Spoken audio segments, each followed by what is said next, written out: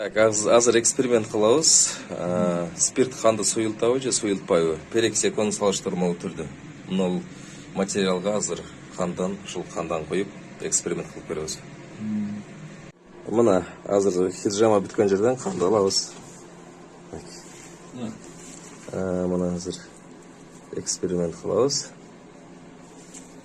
Бирөөнө перекис кылабыз, бирөөнө спирт кылабыз. Азыр ошо бир эле кан.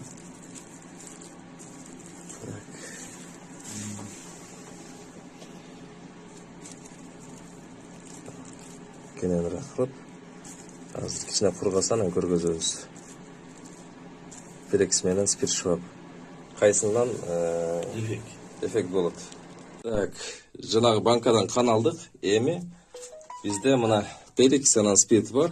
Спирт анан перекис экенин азыр силерге тастыктап берем. Мына спирт, карап тургула.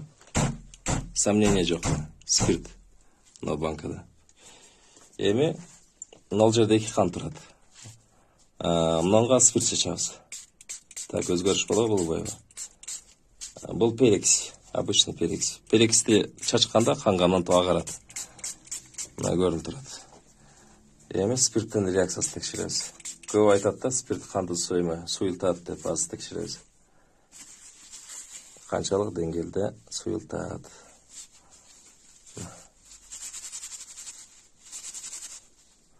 Мына. Бул жерге коюп коебуз, калтырабыз. Кийинкиси, мынанда көбүрөөк кан болчу, текшеребиз азыр. Мына, көрдүңөрбү, артына кан суюлуп да калып калды.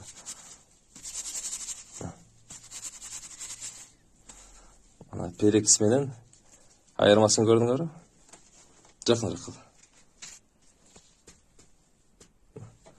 Бул перекис чачылган, бул спирт чачылган. Спиртте кан катып калат. Ушундай.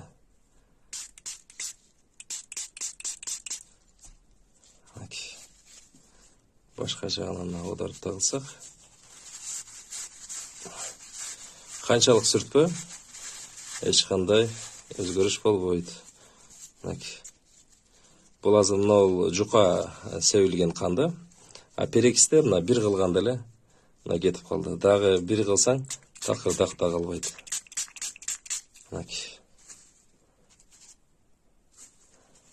Ошон үчүн перекис ичип турсаңар, каныңар суюк болот. А спирт канды коюлтат. Бул спирт. Этиловый спирт относится к сильно действующим наркотикам. Сначала вызывает возбуждение, а потом паралич нервной системы деп китепте жазылып турат. Советский энциклопедияны ачып окусаңар бар. Бизнесмендер бара-бара кыскарта берген да. Спиртной, инсульт, инфаркт, давление калып келет. Спиртной, любой спиртной. Пиво, вино, коньяк бардыгы. Атайын дары эме жасалган бальзамдар эле болбосо, в целом спирттин таасири ошондой. Пиво болсо, бул курсакты чоңойтат. Эстроген деген женский гормон бар. Ошол пиво дагы ичпегиле. Болду. Так, мына канды любой спиртной ичкен мезгилде кан өлөт. Мисалга кан температурасы 36 да, бул ысык, анан муздакты жактырбайт. Тем более колуңду кесип туруп спирт чачсаң, фактически көрөсүң да, колуң күйөт. Ошондой эле биз ичип атпайбызбы? Ичкен мезгилде бул кандар бири-бири менен слипаться этип, эритроциттер, ушунун составляющийлери мындай жакын болбой, ар жерде болуп калат, анан кан суюлду деп ойлоп калабыз да. Анан кан суюлтуп, анан коюлтат деп айтып атышпайбы? Ошондой ар жеринен слипация этип келип, анан булар тромбко айланат дагы, анан мээнин тромб, мээнин майда кан тамырларын жарган мезгилде адам суук менен анан орун сезбей калат. Бул инсульт, ишемический инсульт, бул уже чоң сосудтар жарылганда, анан сосудтар внутренний кровотечение болуп, блокироваться этилип калат да, жанагы ылдыйдагы органдарга, бутуңду, колуңду, тилиңди, башкаңды, бул чоң сосудтар. А спиртной бул майда сосудтарды жарат. Бара-бара анан мындай инсульт калып келет да, канды коюлтуп, анан давление калып келет.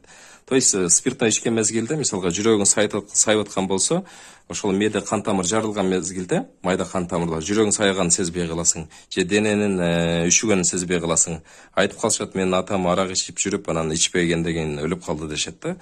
Ал ооба ошондой болот.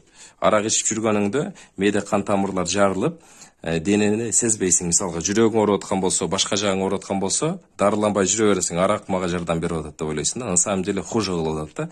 Сен мындай отсрочка берип атасың да. Үйүңдө пожар болуп атса, эшик терезени жаап, эшикке чыгып кеттиң да. Ошондой эле сыяктуу болуп калат. Денең үшүп атса, арак ичип жүрө берсең, денеңин үшүгөнүн билбей, анан колун бутун кестирип атышат. Же башын ооруганын сезбей жүрө берет, ошондой. То есть спиртный ичкен мезгилде ошол паралич нервный система болот. Ошон үчүн любой спиртный ичпегиле, мифтерге ишенбегиле, маркетинг рекламаларга жанагы бриллиантовый рукада айтылат го.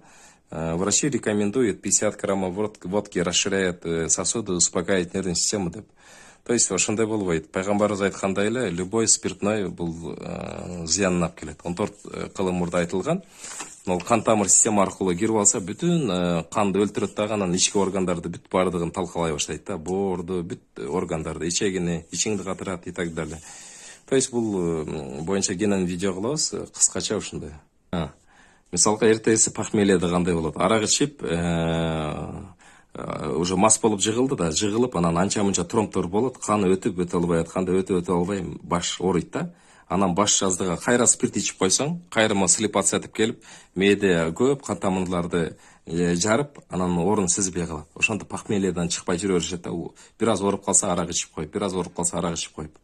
Буга караганда 1 стакан сууга 5-6 тамчы перекстен тамчылатып ичип жүргөн жакшы. Жылы суу ичиш керек. Канга ысык менен муздак жакпайт. 36 градуста температура жагат. Бул сүннөттөрдө айтылып кеткен. Ошондой.